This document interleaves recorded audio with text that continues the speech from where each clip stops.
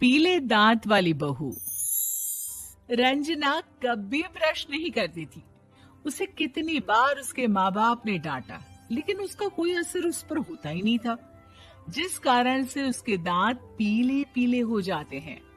शादी के बाद। अरे बहू, वैसे तो तुझ में कोई कमी नहीं है, पर तेरे दांत दांत इतने पीले कैसे हैं बेटा?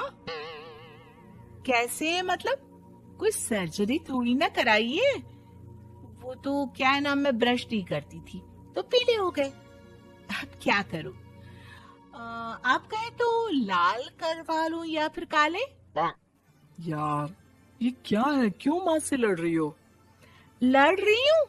अरे मैं लड़ रही हूँ या ये बोल रही है कि दांत पीले हैं, पीले। अरे तपस्या थोड़ी ना की है इन्हें पीले करने के लिए। बकायदा ब्रश नहीं किया है 20 साल तक, तब जाकर। छी, कैसी बात कर रही हो? ये उस वक्त तो पीले नहीं थे जब हम लोग तुम्हें देखने आए थे। अरे तब साफ करवा लिया होगा डेंटिस्ट के पास जाकर। अब देखो कैसे पीले पीले लग रहे हैं। रंजना सास की तरफ गुस्से से देखती है। फिर शुरू हो गई पीले पीले पीले। अरे पीले तो तब भी थे जब मेरे हाथ का रसगुल्ला उड़ा उड़ा कर खा रही थी और बोल रही थी, लड़की नहीं गुणों का खजाना दे रहे भाई साहब आप। खैर, अब वो लोग करते भी तो क्या करते, पीले दांत वाली बहू पल्ले पड़ी थी तो झेलना तो था ही।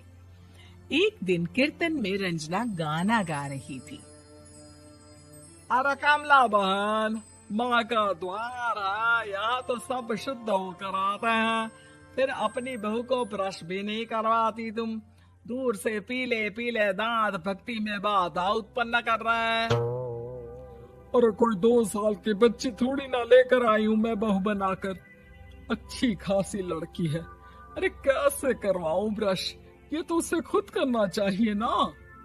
अब माँ बाप तो इसके जैसे तैसे निपटा दिए, ये नहीं सोचा कि सास कैसे संभालेगी। सास बहू को लेकर घर आ जाती है, लेकिन सोच लेती है कि अब इसे लेकर कहीं नहीं जाएगी।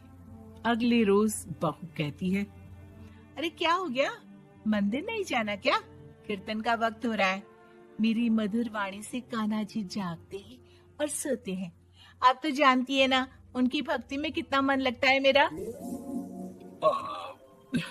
वो क्या है ना, तबीयत ठीक नहीं लग रही है मेरी, आराम करूंगी मैं। तबीयत ठीक नहीं लग रही? अभी तो मिथुन के गाने पर नाच रही थी आप, और अब बोल रही है कि तबीयत ठीक नहीं लग रही। अरे भक्ति में मन लगा लो सासू माँ, ऊपर जाना है, क्या मुंह दिखाओगी आप? हाँ? सास को बहू की बात पर गुस्सा आ जाता है। मैं क्या मुंह दिखाऊंगी, इसकी चिंता तो ना कर, समझी? अपने मुंह की चिंता कर, जो ये पीले पीले दांत लेकर हर जगह पहुंच जाती है। पता है लोग कितना मजाक बनाते हैं। ना जी ना, मैं नहीं जाना कहीं तेरे साथ। तो ये बात है। कोई ना, मत जाओ, मैं अपने कमरे में ही बैठकर भक्ति कर लूंगी। ऊपर वाला दांत थोड़ी ना देखता है, मन देखता है, भावना देखता है। और अरे बस बस, तू सब कुछ दिखा, बस ये सफेद चमकदार दांत ना दिखाना किसी को, है? जा यहाँ से। बहू को सास की बात का कोई फर्क नहीं पड़ता। वो तो जैसी थी वैसी ही रह जाती है। सुबह नहाकर किचन में खाना बनाना, फिर खाना खाना, कीर्तन भजन करना और सो जाना। एक दिन, माँ जी मैं सहेली के घर जा रही हूँ, शाम को लेट आऊंगी। हाँ हाँ, तो जाना, मैंने कौन सा तेरी आरती करनी है घर पर बैठकर। रंजना सहेली के घर जाती है, जहाँ वो पार्टी में जाने की तैयारी कर रही होती है। अरे शिखा, कहाँ जाने की तैयारी कर रही है? मैं गलत वक्त पर आ गई क्या? अरे नहीं यार, उल्टा सही वक्त पर आई है। मैंने ये साड़ी और ज्वेलरी निकाली है यार, शाम को इनके ऑफिस की एक पार्टी में जाना है। बताना कैसा लग रहा है ये सब?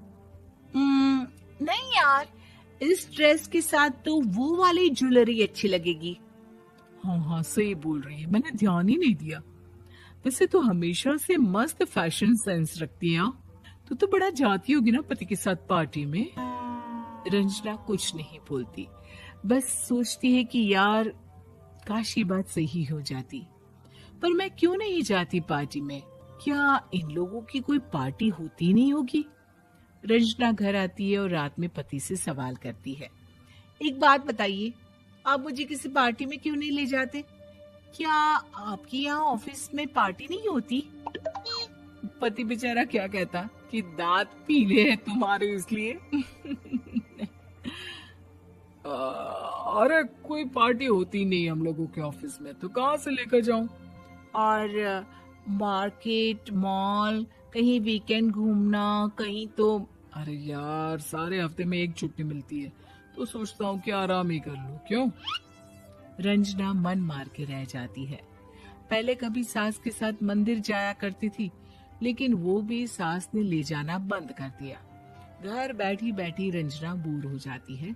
तभी उसे आइडिया आता है और वो मायके जाने का सोचती है। सासू माँ, 2 दिनों के लिए मम्मी के घर जा रही हूँ। अच्छा अच्छा ठीक है, आराम से जा। और हाँ, माँ से कुछ अच्छी आदत सीख कर आना कि कैसे शरीर के हर भाग की तरह दांतों की सफाई भी जरूरी होती है, समझी? शुरू हो गई ना आप? वो लोग आपकी तरह नहीं है कि छोटी छोटी बात का बतंगड़ बना दे। उन लोगों के लिए मैं मायने रखती हूँ, ना कि मेरे पीले पीले दांत। रंजना माँ को बिना बताए उन लोगों को सरप्राइज देती है, लेकिन जैसे ही वो दरवाजे पर पहुंचती है, अंदर देखती है कि घर वाले कहीं जा रहे होते हैं। अब माँ, काश रंजना दीदी के दांतों वाली प्रॉब्लम नहीं होती, तो वो भी हम लोगों के साथ चलती ना बुआ जी की बेटी की शादी में। हाँ बेटा, लेकिन अब उसे कौन समझाए कि उसको उसके पीले दांत नहीं दिखते, लेकिन उसके आसपास के लोगों को कितना एम्बैरेसिंग फील कराते हैं। मुझे तो कितनी बार उसके स्कूल की टीचर ने शिकायत की कि उसके साथ कोई लड़की बैठना भी नहीं चाहती, और ना ही कॉलेज में कोई उससे बात करना चाहता था। लेकिन पता नहीं क्यों उसे ये बात समझ में ही नहीं आती। कोई कमी नहीं है उस लड़की में, बस यही कि दांत पीले हैं। वो तो भला हो जीजा जी और उनकी माँ का, जो दीदी को जैसी है वैसे ही रखा हुआ है। रंजना को अपने घर वालों की बात सुनकर बहुत दुख होता है। वो सोचती है कि वो क्या करे, लेकिन फिर वो सीधा डेंटिस्ट के पास जाती है, अपने दांत चमकाती है और कसम खाती है कि वो रोज ब्रश करेगी। अरे क्या हो गया? तुम तो 2 दिनों के लिए गई थी ना? पर कोई ना, अच्छा है, चलो आ गई तो। रंजना सास के सामने आकर खड़ी हो जाती है और पूरी स्माइल करती है, उसके चमकदार दांतों को दिखाती हुई। हैं? चले मंदिर। माँ, मुझे माफ कर दीजिए, मैंने आप लोगों को बहुत एम्बैरेसिंग फील करवाया। मैं आज से रोज ब्रश करूं।